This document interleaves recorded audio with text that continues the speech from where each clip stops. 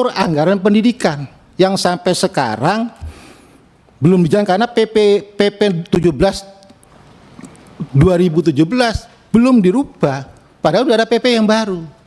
Nah, ini menurut saya sandaran regulasinya menurut saya kita mulai di sini.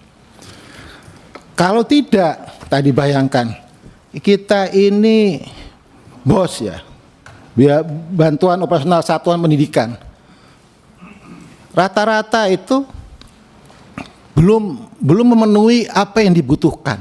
Misalnya PAUD rata-rata baru 35%. Kalau saya rata-ratakan antara 28 sampai 56%, 35%.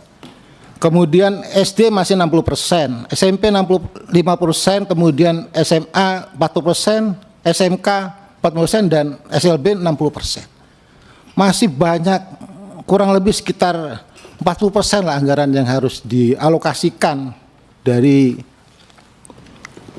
sumber yang lain yang kemudian kita masukkan untuk memenuhi syarat minimum kebutuhan tadi. Sekarang pun minimum kebutuhan belum terpenuhi.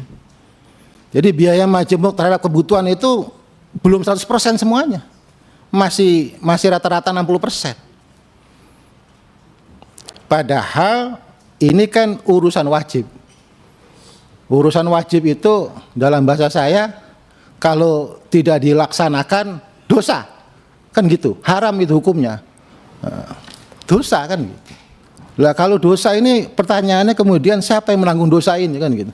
Wah, ini kan juga bahaya ini.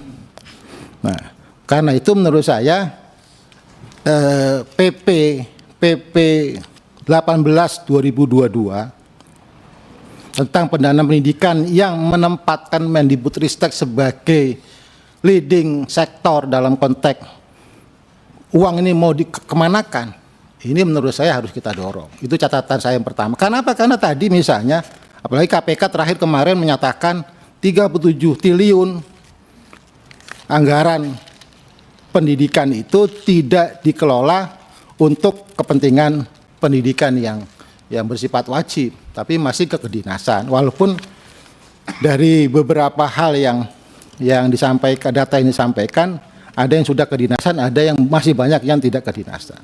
Menurut saya itu satu hal yang harus kita sikapi. Termasuk misalnya terjawab misalnya kenapa kemudian UKT harus dinaikkan.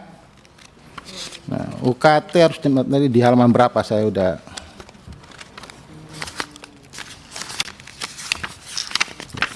Nah, UKT harus dinaikkan. Bayangkan kebutuhan misalnya, kebutuhan 43 triliun, penerimaan 17 triliun, subsidi baru 6 triliun, baru 25%. Jadi ini saya baru, terima kasih hitung-hitungan ini saya bisa dapatkan. Kenapa? Karena selama ini kan kita tidak pernah menghitung ini. Nah, dan menurut saya kalau kemudian kita sepakat untuk menyelesaikan masalah pembiayaan pendidikan kita, rumusnya menurut saya sangat sederhana.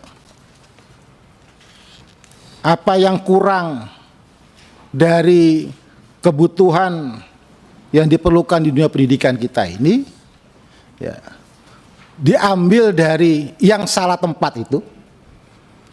Dalam bahasa saya salah tempat tadi itu yang di KL yang lainnya itu, kecuali yang kedinasan. Baru kemudian itu menjadi rumus yang paling dasar untuk menentukan berapa sesungguhnya kebutuhan dana pendidikan kita. Nah, lagi-lagi ya memang sandarannya PP tadi itu Pak Ketua. PP 18 2022 itu. Nah, kalau apalagi ini sudah menjadi temuan audit BPKRI. Artinya ini makin kuat sesungguhnya. Karena BPK adalah auditornya negara kan gitu, dan sudah memberikan catatan itu terkait dengan PP 18 2022. Nah, kalau kemudian saya yakin, kalau saya menterinya saya yakin. Nah, karena saya belum ditelepon sama Pak Prabowo, jadi saya nggak yakin. Ya, jadi saya yakin kalau kemudian Kemendikbudristek sebagai orang yang lebih paham dunia pendidikan, yang sudah menghitung biaya pendidikan sebagaimana tadi disampaikan oleh Pak Perdi, menjadi bagian penentu ketika uang itu dari kotak dibagi-bagi, saya yakin kita nggak akan kekurangan uang untuk membiayai pendidikan kita. Nah, ini menurut saya kuncinya di situ.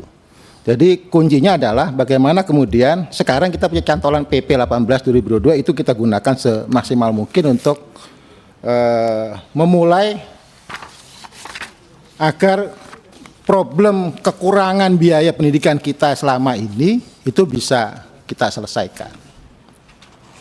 Ya, kalau Pak Jokowi selama 10 tahun bisa membangun infrastruktur dari Aceh sampai Papua, saya yakin pemerintahnya akan datang bisa membangun sekolah dari Aceh sampai Papua juga. Terima kasih. Assalamualaikum warahmatullahi wabarakatuh.